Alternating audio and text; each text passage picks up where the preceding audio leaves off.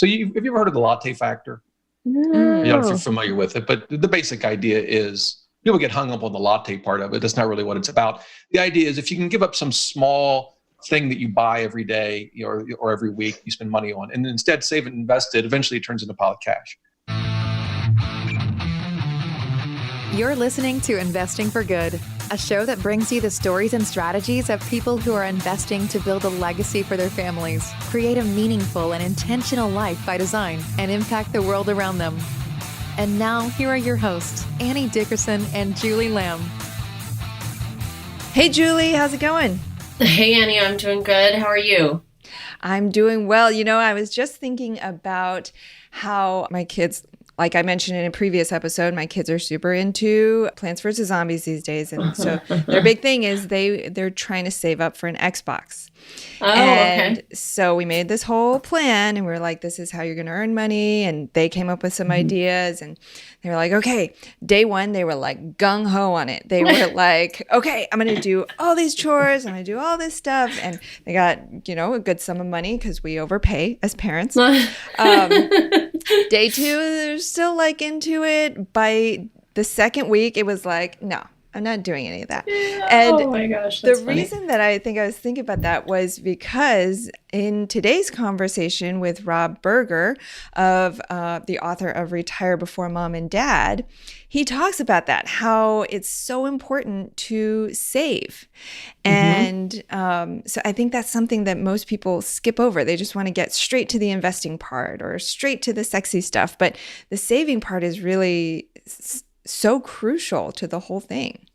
It really is. I mean, I think the saving part is what I was really terrible at in the beginning. I just, that's all my mom ever told me was save, save, save. But she didn't give me like the why or like how to invest. And it's like, I don't want to sacrifice my lifestyle here to do what I don't even know. And so I was really terrible at that until I met my husband. And my husband was a huge saver, lived at home till we met. I mean, he, had a lot of money saved and still to this day, he's a good saver, but I've learned so much from him in saving. And then I think, pair that with investing. Now you're really talking about true wealth building, but it really always starts with saving. And even in, the little purple book, Rich Dad, Poor Dad, he also talks about that too, in the early days when he was working at Xerox and how he was trying to generate some money so that he could have something to play with, something to invest with. And so I love that. What about your kids? Are they good savers?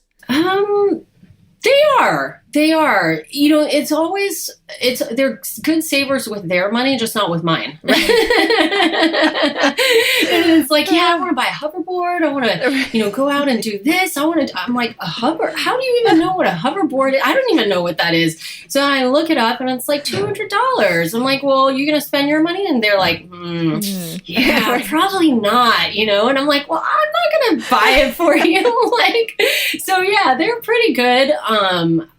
I think also because we talk about it so often about, what it means to when you spend it, that's it. It's gone forever. When you invest it, it kind of keeps making money for you. So yeah. One of the things that Rob had mentioned that I think was such a good tip for everyone was doing something that he calls the money audit. And I think this is so, so valuable because I do it often. My husband and I do it often, but it's this idea of not really changing your lifestyle, but taking the things that you have to spend money on anyway and figuring out how you can decrease your expenses there, which can add up to a good sum, and then taking that money and investing it or saving it or whatever. But that was such a good tip, but it was a great overall episode too. So yeah, it's such a smart tip. And, especially with what we're going through right now with COVID-19, it's critical to know your numbers and to go back through your expenses. This is something I'm totally guilty of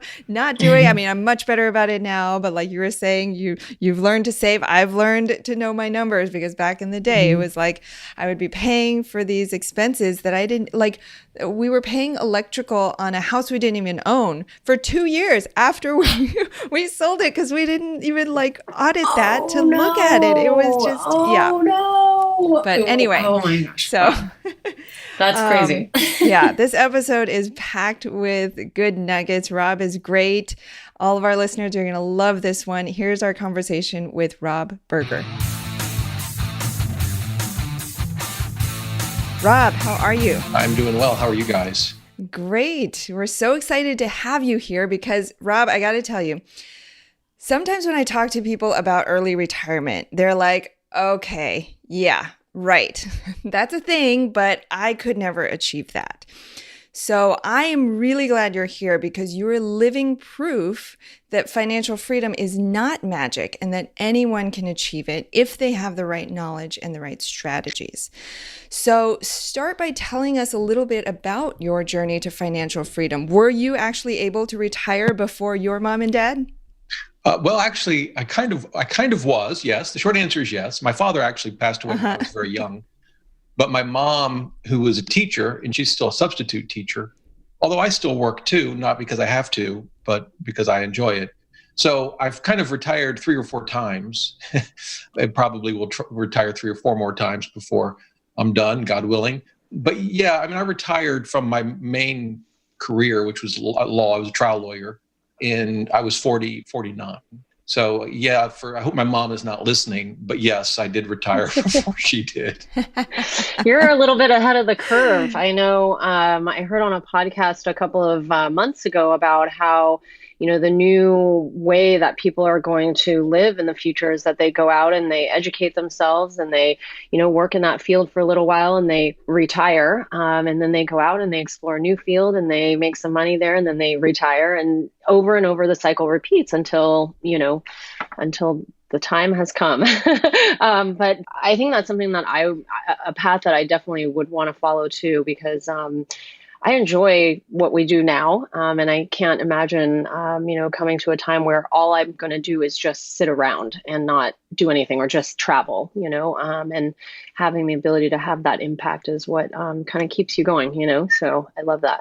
Yeah. And I find that what motivates me is some kind of challenge. So, once I've done something for a while and have accomplished whatever I accomplished, I tend to get bored with it. So, like when I was in law, I was at a big law firm. It's an 8-year partnership track. So I made partner in 8 years. And then 2 years after that, I was just bored. Yeah. There was no more challenges. Mm-hmm. So I ended up leaving and doing other things. And then it's the same thing. So it's repeated itself 2 or 3 times so far. Mm-hmm. Yeah. So then was achieving financial freedom one of those challenges along your journey? Sure. I mean, at first, I didn't focus on it at all. I was, when I made partner at the law firm, so I was, 32, I think, married. We had 2 children. And I was sort of living the partner lifestyle. We bought a nice car. I joined a country club. My wife and I bought us nice watches. She doesn't really care about any of that, but I kind of forced it on her. And then I just had an aha moment. And it wasn't that necessary. Well, you know what it was, actually? I was at the country club, and I'm thinking, why exactly did I do this? I mean, sure, I like to play golf. But all of my friends, they didn't belong to the country club. So I would go to public courses to play with them, right? It's too expensive to bring them onto the private course. It's like, why am I doing this? And the aha moment for me was it was my father. So my father had the Mercedes. He had the country club. He owned a jewelry business. We had a Rolex. And it just sort of hit me. I'm doing all of these things, I guess, to try to be like my father, who died when I was pretty young. And I thought, yeah, that's just not who I am. Mm-hmm. So sold the watch, got rid of the country club, actually kept the car, but we drove that thing for like 20 years. I mean, we got our money's worth. And I just decided, what I really want is financial freedom. So I wanted to get out of debt. I wanted to keep saving and investing. And that all started around 2005, I would say, is when it kind of I had an aha moment, kind of woke up and said, part of it was looking at lawyers that were 20 years older than I was at the time, and looking at their life, and it just wasn't what I wanted. They weren't happy. Most of them just, were billing their 2,000 hours just to pay all the bills, and they just weren't happy. And I said, that's not what I want. So I gave all that up, and I actually left. I was at Winston and Strawn, which is an international firm. I was a partner in the DC office. I had the big office, the whole bit, and I left it and took a 6-figure pay cut and went in-house for a while. And I remember the first day at this new job, I'd just taken this big 6-figure pay cut. I could no longer tell people I was a partner and all the prestige, I guess, that can come with that. And I'm in this office that used to be a closet. and they converted its interior windows. I'm like at this little desk, and I'm thinking, what did I just do? I just made the dumbest move ever, but it worked out. Oh, that's so funny. That is so funny. So how did you, I mean, I think a lot of people, including myself, struggle with that, right? Like between like, wanting all the fancy stuff, but then how did you actually realize that the answer to, I guess, happiness, it sounds like, was letting go of all of that and all of the complicated stuff and finding a little bit more of a simpler life? How, like, did you read a book? Did you talk to someone? Like how did that idea like come to you? So this is going to seem like a silly answer, but it is the truth. So have you ever heard of the latte factor? No. I don't know if you're familiar with it, but the basic idea is people get hung up on the latte part of it. That's not really what it's about. The idea is if you can give up some small thing that you buy every day or every week, you spend money on, and instead save it and invest it, eventually it turns into a pile of cash. So it was kind of the latte factor. The deal was I was sort of addicted to mochas. So literally 7 days a week, I'm at Starbucks getting a mocha latte. And I ended up quitting, not because of the money, but because of just the calories. And I was miserable. Yeah. I mean, like for like 10 days, all I could think about was a stupid mocha latte. I was in a bad mood.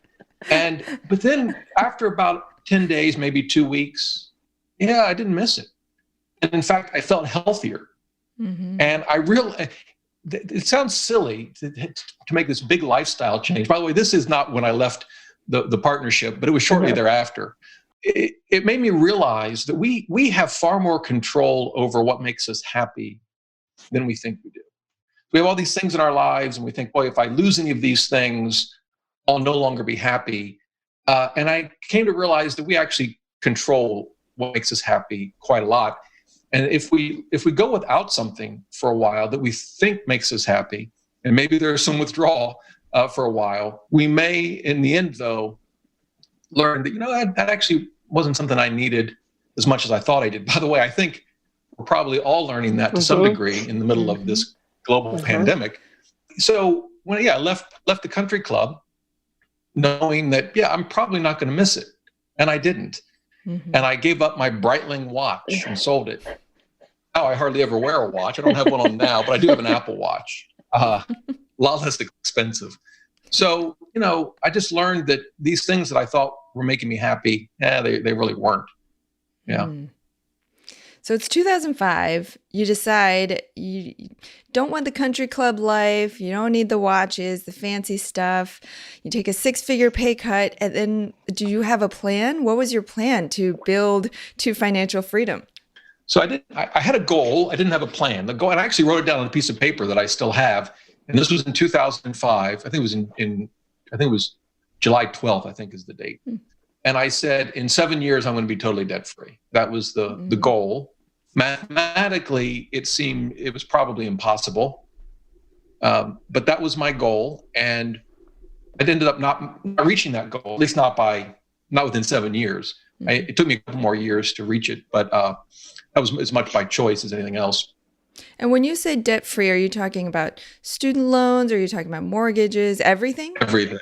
Everything. Yeah. I think the only debt that I still had after I considered myself debt free was mortgages on investment properties. So I did have that with a business partner, and I don't have that now. So I guess now I really debt free, but I really didn't. I considered that debt free. I mean, the rental income was more than covering the the payments. So but it included the mortgage on our own house.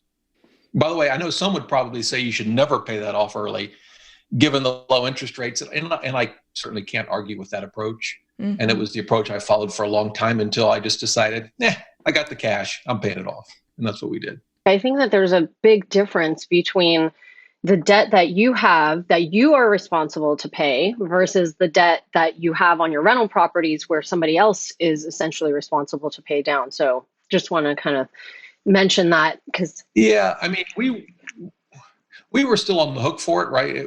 And I know you can open up business entities and all that, but we didn't do that. But even then, you'd probably have to sign for it. But you're right. I mean, it's a tenant, assuming they keep paying you, are paying the mortgage. also, the amounts were so small that literally we could have never received a rent payment, and my business partner and I could have covered the debt service on it. Right. So, relative to other assets, it was pretty small. Yeah. So then 7-ish years and you pay off all of your debts. Was it just, I assume it wasn't just from quitting your mocha lattes. There must have been other things. What were some of the other things that you did? So the first thing we did, and you're gonna call me Captain Obvious, but we stopped going into more debt, which it's not always as easy as you think. We weren't going into lifestyle debt. We weren't charging things to the credit card that we couldn't pay off each month. Our debt was primarily from student loans and then some home equity line of credit for buying the house that we lived in at the time. And that was pretty much it. I guess a car loan at one point. But there's always this temptation. We were going to get furniture for, I think, the living room, and we could pay cash for it, but they were offering us 0%. And so, should we do that? And I ultimately decided, no, we weren't going to do any more debt. I'm fine with transferring debt to, say, a 0% balance transfer credit card, for example, which we did. But I wasn't going to go into any new debt, even if it was at 0%. So that was the first thing, was just no new debt. Mm-hmm. And then it's amazing what you can save when you're not spending $500 a month on a country club. So when we made changes to our lifestyle that generated extra money that we could eat, we did a combination. I'm not in favor of ignoring investing to pay off debt. I think that's generally a big mistake. So we did a combination of paying down debt and, fully funding the 401k and an IRA and other things. And then that was for several years. I started a website in 2007. At the time, of course, it didn't make any money then. So I would say for the first 4 years of this transition into, trying to become financially free, it was just from reducing our spending. But by about 2009 or 2010, the website started making some money, and we just didn't spend any of it. We always give money to charity. We did that, of course, paid taxes, and then we would put the rest towards debt investing, and that helped us.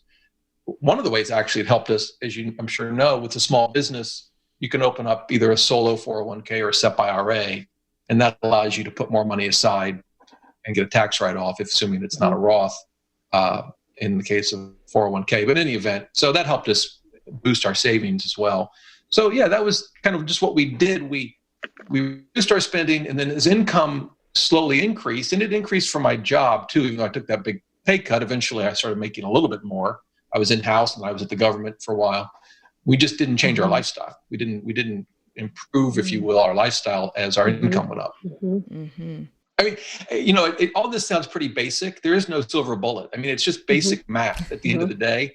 We didn't win the lottery. I didn't inherit, a fortune, but we just kept our spending in check, didn't go into more debt. And when we made a little extra income from the websites eventually, again, this is now 2010, I think, we tried to do smart things with that money. It seems like it's such a novel thing, or, a hard thing for people to achieve financial freedom. But really, what it comes down to is living within your means and being able to save a good portion. I notice the people who are able to save 50% of their income, they take that money, they invest it, and then they live on what they have. It allows them to live a certain way, and it allows them to grow their wealth in a much faster pace, than others otherwise would. And so, important note, I think, especially given everything that's going on too with COVID-19, it's, the folks who had no savings and had no investments are likely living check to check and are probably having maybe struggling. And so this is a good time to, think about your strategy moving forward, and to think about, how you're going to prepare for things like this when you don't know when that's going to come or how that's going to turn out. So, Yeah, well, and the thing to keep in mind is that, if you're able to save 50%, you're obviously going to be able to achieve financial freedom, which I loosely define as 25 times your annual spending pretty quickly. But, the truth is, if you can even save 20%, like if you're out of college and you can save 20% of your income, you're going to reach that 25 times your annual expenses by the time you're around 50. Now, when you're 22, I get that 50 seems like a lifetime away. although it will come faster than you might imagine. But that's still early retirement, pretty significant early retirement. So yeah, if you can save 50%, that's obviously fantastic. But if that, I guess the point is people shouldn't find that discouraging. You can retire early at 20%. Still, by the way, not necessarily easy for everyone, but also not extreme. I mean, 50% is, many people do it, pretty extreme. I know not everyone can. But the thing is, saving is not sexy. People want the sexy thing. They want to do it fast. And saving, it requires discipline. It requires time. It requires patience. And so I'm glad you're talking about this, because this is what people need to hear, that financial freedom is not a quick journey, that it requires it requires patience and the right tactics and the right plan to be able to get there. But I wanted to ask, so you pay off your debts and you're living within your means, but then at what point were you able to retire? I mean, debt is the first piece, but then what? What's the next part? Yeah. Well, so we paid off our debt. At the same time, we were always saving and investing. So I was always maxing out our 401k and an IRA, and then saving some extra in a taxable account even. And then when I was 49, what I did, starting in 2013, I went part-time in my practice of law. So I went down to probably 200 to 400 hours a year. So really part-time. And then when I was 49, which would have been 2016, I think, if I'm doing the math right, I retired completely from the practice of law. So, and that was a great feeling. And I still own websites today. I was running a couple of them full time at that point. So, I guess it's fair to say that I wasn't technically retired, although you feel like you're retired, right? Because you're not answering to anyone. You don't need to work. Feels great. I mean, it's funny.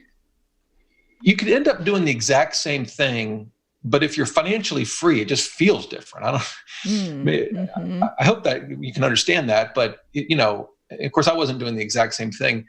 I went from practicing law to just running a website, in my sweatpants and a t-shirt like I've got on now from my home. But, I could do whatever I wanted. If I didn't want to work that day, I answered to nobody, and the websites could kind of run themselves, at least for quite a long time. So I did that, and then ended up selling them actually. Well, I sold the three biggest sites that my business owned in 2018. And at that point, I really kind of officially felt retired in the sense that I'm now going to start living off of my investments. And I was 51. And that's scary, by the way. Even when the math makes all the sense in the world, it's an emotional sort of shock when you start to spend the money that's in your bank account. And I don't know if I'm getting too far ahead of where you want to go, but then I ended up taking a job at Forbes. They wanted me to help them on a part of their website. So I just retired, I guess retired for the second time, if you will, sold three of my sites, was kind of done, was working on my book actually. So I was going to do that. And then like 2 months later, I started at Forbes, and I just literally I'm still at Forbes, but starting this month, actually, I went part-time. So I guess I kind of retired again. I don't know.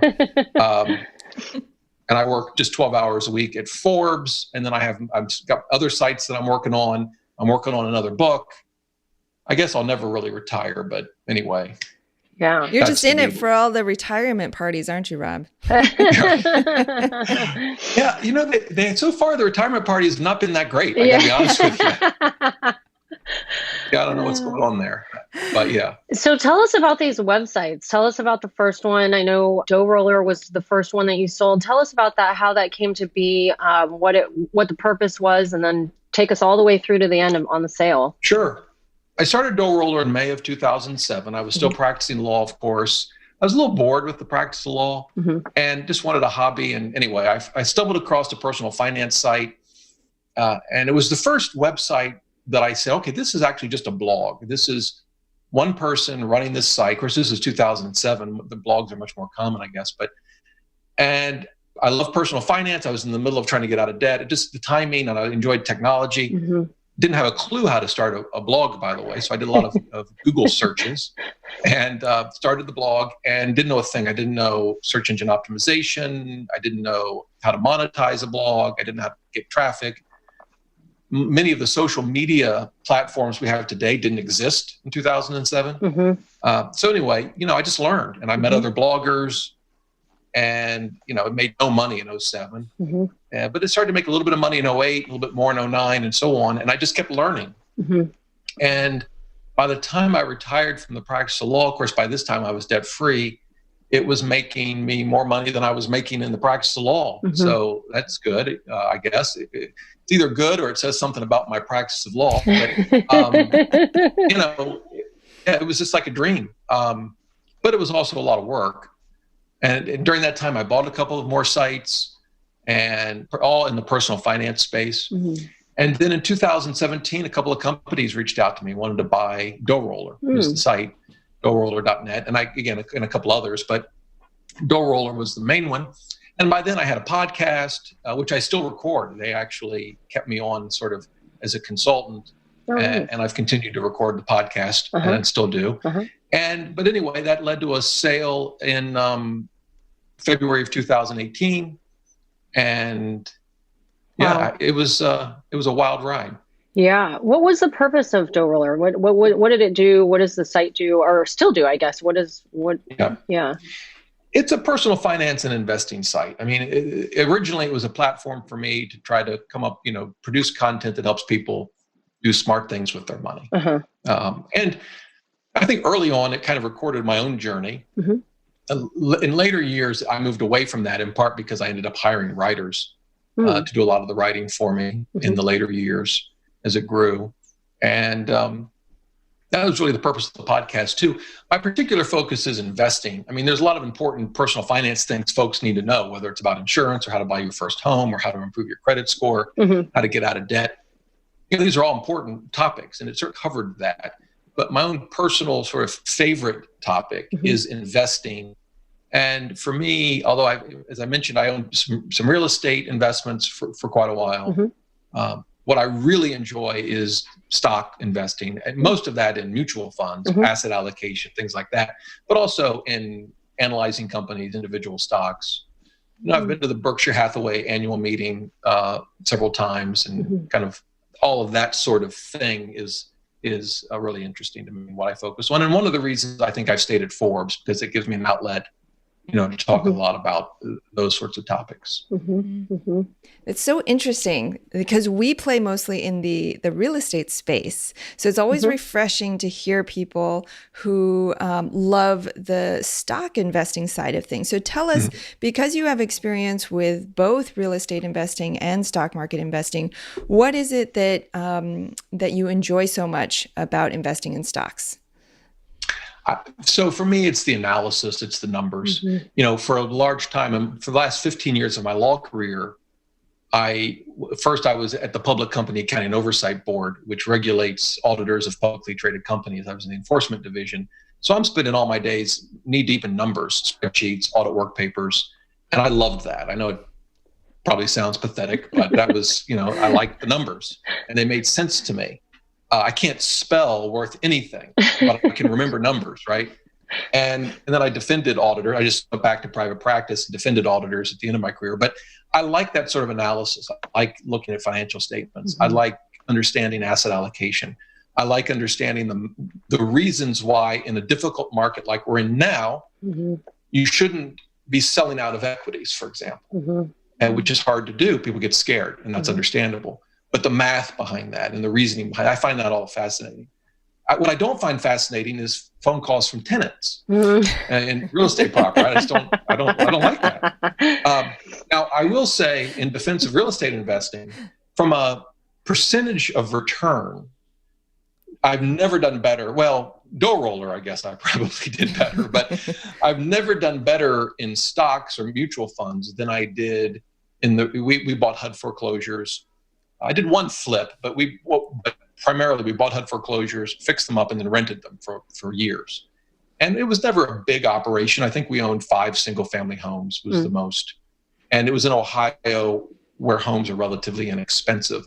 But from a return percentage, it was just through the roof. It was unbelievable. But it's different, right? It's a lot of work. It's a lot of work, stock investing or, your typical investments in a 401k. It's really, truly passive. You may do a little analysis, but I mean, it's passive and there's no liability potential. With real estate, as you know, there are ways to invest in a very passive way, as you guys know, right? And as you guys offer. But like, if you're going to go out and buy your own properties and fix them up, it's a lot of work. It's a job. It's a lot of work. Again, it can pay off handsomely. You just have to know it's not just a passive investment. So when people say, well, real estate's better than stocks or stocks are better than real estate, to me, it's like comparing apples and oranges. They're both good. They both have different pluses and minuses. But yeah, the real estate paid off very, very well.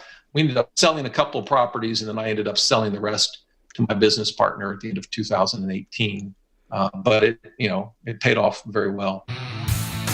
We'll get back to our conversation with Rob in just a minute. Have you been thinking about investing in real estate, but aren't sure you have the time or the desire to manage the investment? Perhaps you're afraid, like we were, that you'll make the mistake of choosing the wrong market or the wrong team and lose your entire investment. Well, that's exactly why we created the Goodegg Investor Club. We do the work of identifying solid real estate investment opportunities in the best markets around the country and then partner with you to acquire these investments, and then we'll all share in the returns. We'll identify the growing markets, strong, experienced teams, and the solid deals. We do all the heavy lifting of managing the tenants and the renovations, and as a passive partner, you get to enjoy all the benefits of investing in real estate: monthly cash flow, long-term appreciation, and the ongoing tax benefits. When we first discovered passive investing through real estate syndications, we realized it fit perfectly into our busy lives. We could put our money to work for our families, work less, and get more time back in our days so that we could focus on what matters most and discover our true passion and purpose in life. We've now helped hundreds of people invest passively in real estate syndications and are seeing the positive impact it's had on their lives. We invite you to partner with us by joining the Goodegg Investor Club today so you can start putting your money to work for you and get more time back in your day, because we know that when people have more time in their days, they can do the true work they were intended to do, and the world will be a better place. To sign up for the Goodegg Investor Club, go to goodegginvestments.com/invest and we'll take it from there. That's goodegginvestments.com/invest. And now, back to our chat with Rob Berger. So I'm curious, how does one monetize a blog? Is it just by having the affiliate links and things like that? And then how did you get approached was it just because the blog was so big at that point and then someone found you, discovered you? I'm just curious about that for people out there who might be wondering, well, hey, I have an interest, I have a passion, I want to start a blog. How do you take it from an idea to actually, selling it? So on the monetization front, there are a number of ways. One would be just display ads, those banners, or, you see Google AdSense is an example of display ads. Media.net is another. There are others. And there you're just putting literally a little snippet of code on your site. And then it displays ads that are relevant either to the page that the user's on or to the user himself or herself, based on where they've been. That's one way. Affiliate links is certainly another. And you can think of all affiliate link is like Amazon, for example, has an affiliate program. So you could have a link to any product just about that Amazon sells, and you could make a small commission if someone clicks through and buys it. But every industry has affiliate links. You can sell your own products, and folks have done that, informational products and so forth, online courses that can be quite lucrative. For me, it was mainly affiliate income with some display ad.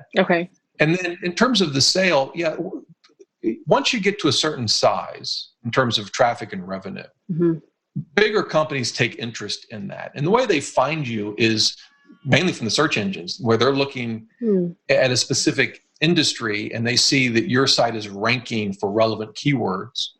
And they have tools that, allows them to do some analysis on that. And, they're usually reaching out to a lot of, in my case, the niche was personal finance. Mm-hmm. So I know a number of personal finance bloggers that have sold in the last couple of years. I know some that are in negotiations now to sell. So yeah, once you get big enough, if you think about it if you want to get a little technical, Mm-hmm. so let's say a blog's going to sell for 3 to 7 times earnings. Okay. And they're going to be bought by a public company, or it could be private as well, but let's say a public company that's trading at 16 times earnings. Mm-hmm. Well, I mean, it's a no-brainer for the public company, right? They're buying $1 for like a quarter. Mm-hmm. And for the blogger, you're still getting a really big payday, and you're taking a lot of risk off the table, because there's always risk in anything. Mm-hmm. Here, the risk is mainly your search traffic goes down. Mm-hmm. In fact, Google just had a major update earlier this month. It doesn't affect me anymore. My existing sites aren't big enough to worry about that yet. But there's in fact, Door Roller was way back now 9 years ago. There was a Google update called Panda, and it hurt my traffic. Now eventually it came back. Anyway, so there's always risk. So that's kind of how it. I mean, I can go into much detail as you want. It's probably more than you want, but yeah, that's kind of how it happens. They see you through search results, reach out to you, start negotiating, and you have a deal. But I had an investment banker, so I felt like a big shot. Mm-hmm. So I had an investment banker that helped me, and a lawyer, and then it was done. And so the sale price you said is somewhere typical sale price is 3 to 7 times the annual earnings? Well, that's a very, very broad brush. I mean, I know of sites that have sold for 10x. Okay. I know for sites that have sold for 2x. Uh-huh. What I'm seeing is it's often of revenue, but in the case of a blog that doesn't buy traffic, so it's all organic, the difference between gross revenue and earnings, I mean, they're usually working at a margin of 90 to 95%. So the difference between revenue and earnings is not that great. But yeah, I would say generally 3 to 5, 3 to 6, somewhere in that range for a content site that's generating most of its traffic organically. When you get into paid traffic, now obviously the margins go way, way down. And so you have to look at it a little differently. Interesting. I want to go back to what you were saying about the monetization, because I'm trying to do the math in my head here. So I'm thinking attorney salary, in my mind, pretty high, pretty darn high. Yeah. And you're saying your affiliate income or your affiliate and display ads were able to exceed that. So I'm thinking like, wow, what kind of affiliate partnerships were you able to get? Because Amazon, I know, like you were saying, is pretty small commissions. Yeah. So what kinds of affiliate partnerships were you able to get? Yeah. So in the finance space, there's just a lot of money to be made. It wasn't something that I knew anything about. I started Door Roller because I was interested in personal finance and investing. It had nothing to do with the money. I didn't know anything about the industry. Now, that was 13 years ago. So I've learned a thing or two. And in the finance space, there's a lot of money to be made. And so I know plenty of personal finance blogs that either now or in the past have made, 6 figures a month on organic traffic in the personal finance space, whether it's through affiliates with banks for like deposit accounts or for credit cards or investing, brokerages and the like.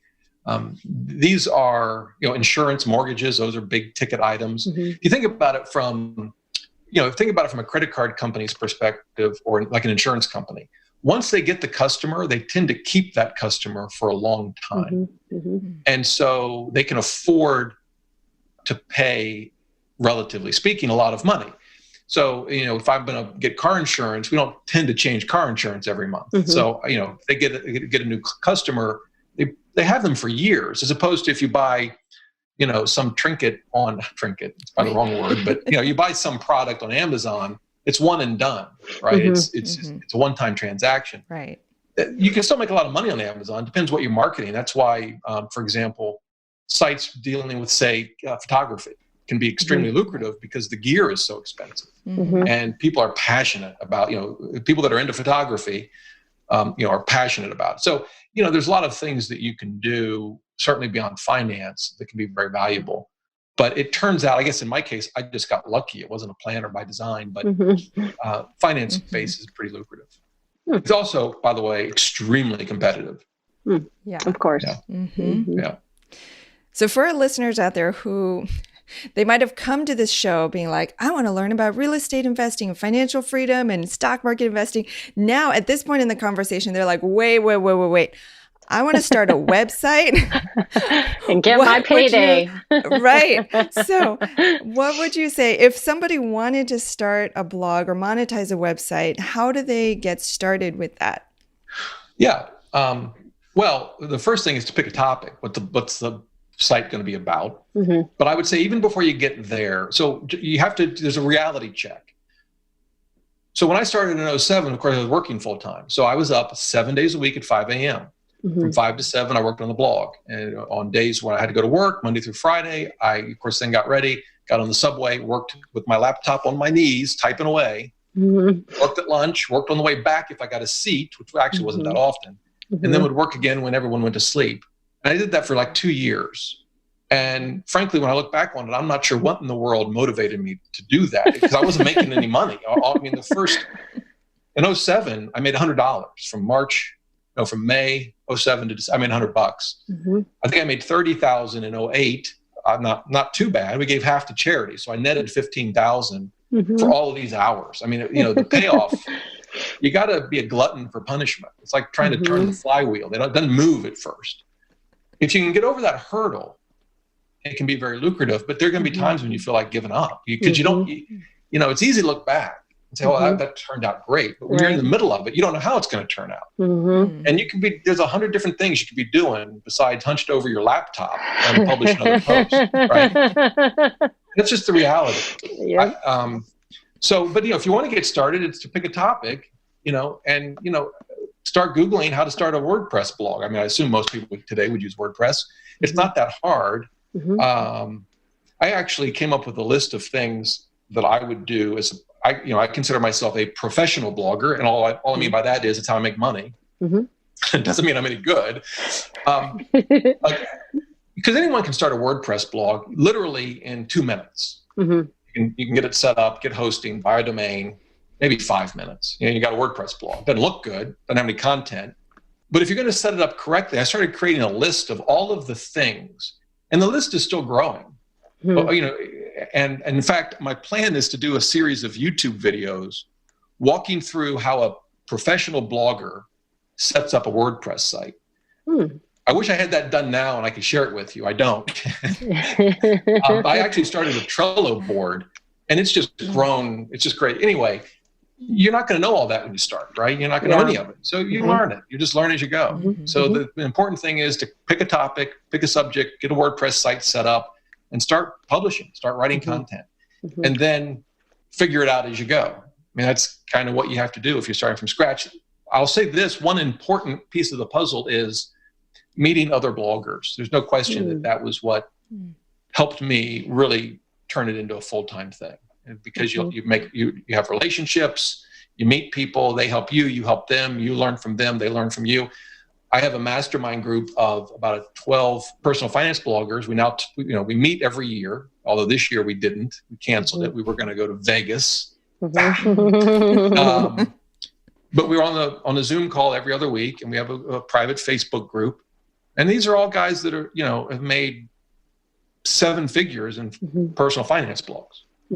Some have sold, some haven't, some probably will sell. So, the opportunity is out there, and you're just going to have to do the work and learn as you go. I don't know. That doesn't sound like a very satisfying answer as I listen to myself talk, but that's kind of the reality. I'm still learning. I mean, every day now I'm trying to figure something out. I'm currently trying to figure out how I can put data in Airtable. I don't know if you're familiar with it. It's a relational database. I love Airtable. And import it, suck it into WordPress in a meaningful and easy way. So I'm just like knee deep in YouTube videos trying to figure that out, right? And there's actually a plugin that does it, but it doesn't quite do it the way I want it done. And so now I've got to try to figure that out. That's just part of the fun and part of the misery too. You're always living for those challenges. Yeah, Rob. I guess so. Yeah. Something's wrong with me. Yeah. I mean, I think it's important, for people to understand that it's pretty easy. I think it can be done in terms of like getting the info you need. I mean, I always say, this thing called a smartphone, if anyone has one of those, it's really all you need. And, you could start with that and start searching on Google, like you said you did, and try to figure it out. And, I think a lot of people will wait for your tutorial. I know I will be. I'll shoot you an email when I get it done, or at least when I get it started. Yeah, definitely. Perfect. Would love to share that out with our group. Cool. Should we transition into the investing for good impact round? Works for me. Let's do it. All right. So we're going to ask you a couple of questions around investing in yourself, in others, and the world. So the first question is around investing in yourself. So what is one way that your investments are helping you to live a better life? Can I show you instead of tell you? Oh, yeah. Hang on. Don't go anywhere. Okay. I'm so curious. Can you see this stack of books? Yes. Yes. These are all the books I've read this year so far. Oh my gosh. Wow. Wow. I love that. I do it. So we got The Joy of X. Okay. Of X. Uh-huh. Okay. A great book on math. I read about William Randolph Hearst, the chief. Uh-huh. My favorite book so far, without question, Malcolm X autobiography. Have you guys read this? No. Oh my goodness. Phenomenal. Anyway, I'm able to do that because I control my schedule every day. Yeah. And my goal this year was simple. It wasn't to read X number of books or to read one book a week or what. It was just to read 25 pages a day.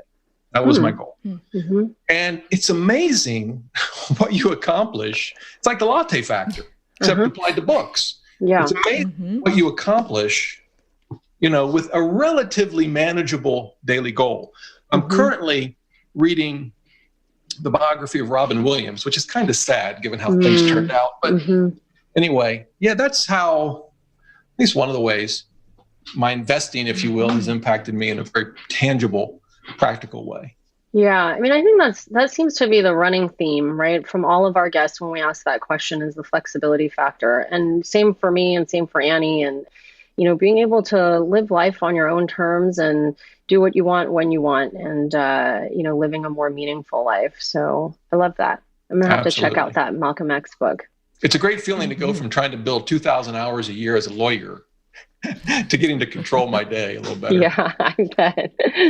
Okay. Second question is investing in others. So what is one investment strategy or life hack that you might be able to share with the listeners that you think could help them either with their personal finance or their investment approach, or even just living life in general? So I guess, can I give two things? Yeah, absolutely. Cheating. One is, and it's going to sound, the one is figure out a way to cut out some spending in your life. But there's some rules to this. Okay. One is, you can't change your lifestyle, right? Because any of us could just decide not to go on vacation and save money. But there are tons of ways that you can save money and literally make zero changes to the way you live. One, of course, would be, for example, finding cheaper car insurance. You still have car insurance, you're still driving, you don't change anything, but you save money. I call it the money audit, where you literally go through every monthly expense and figure out, do I need this, or can I get it for cheaper and still not change my lifestyle? And the great thing about it is, once you make that change, with a coupons are great, I guess. I'm not really a couponer, but you have to keep clipping coupons. If you stop, you stop saving money, right? But if you find car insurance is cheaper, you save money every month without doing anything. And then here's the trick: is you got to automate what you do with that money, or it goes somewhere else and you have no idea where it went. So, put it towards debt, automate it so that amount of money comes out of your checking account and goes towards your student loans, for example. Although I guess at least right now, no one's paying their student loans, at least federal, or investing it. And the thing is it gives you a 1-2 punch, because you not only reduce your spending, but you increase your savings. So from a financial freedom perspective, it's like I call it the slingshot effect. It's like going around the moon, the gravity just, when you're in a ship that's broken, it slings you back to earth, if folks know that historical reference. In any event, the second thing is a little different, but it's sharing something some expertise that you have that can be helpful to others. So in my example, when I started the Dough Roller podcast in 2013, part of that was a way to sort of personalize and reach people in a different way. And my first thought was, well, how am I going to make money from this? So I got a couple of advertisers. And literally after a couple of months, I said, I don't even want to think about advertising. It's pain. So I got rid of the advertising and ran that until I sold for 5 years. and didn't make any money from it.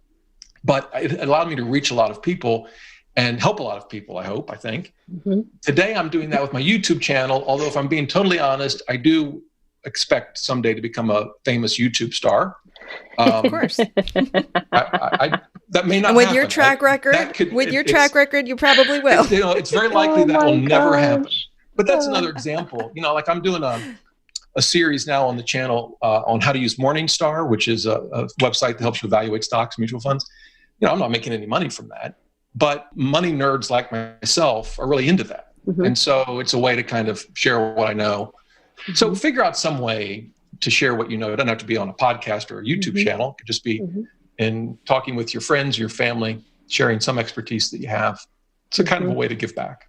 I love that. I feel like that's what Annie and I are always trying to figure out new ways to do, from, Goodegg Investments, our business, to the podcast, to our coaching program and all of that. It's like, how can we continue to take what we know? And it's almost like, Annie, you've mentioned this, almost like being selfish, right? Like if you hold on to that information, you don't share it with the world, and you're kind of, being selfish in that way. So I love that. Okay, last question is around investing in the world. So what is one way that your investments are helping to make the world a better place? So our investments allow us to give a fair amount of money to charity. And for my wife and I, we use what's called a donor advised fund. It's where you can contribute. We use Vanguard, so you can contribute appreciated stock, for example, and take a tax deduction without taking the capital gains, and then invest it inside that donor advised fund. And then over time, as you decide, give it to different charities. And our charities primarily involve organizations that help children in some way. And so that's, I guess, the direct way we're trying to help the world.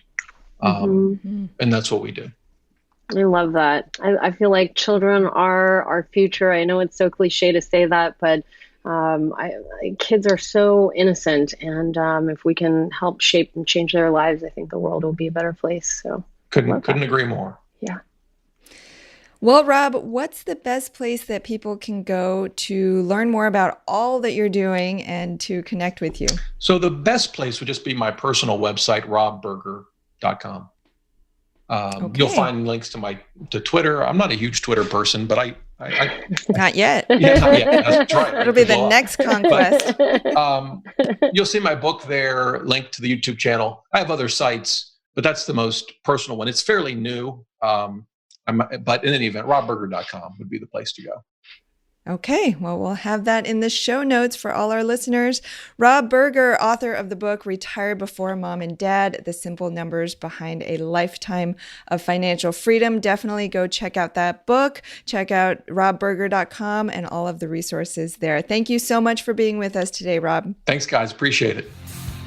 You've been listening to Investing for Good, the #1 podcast for people like you who are investing to build a legacy for their families, create a meaningful and intentional life by design, and impact the world around them. For more resources, check out goodegginvestments.com/podcast. And be sure to join the Investing for Good Facebook community. And don't forget to subscribe and give us a 5-star review so we can continue to bring you amazing new conversations every week.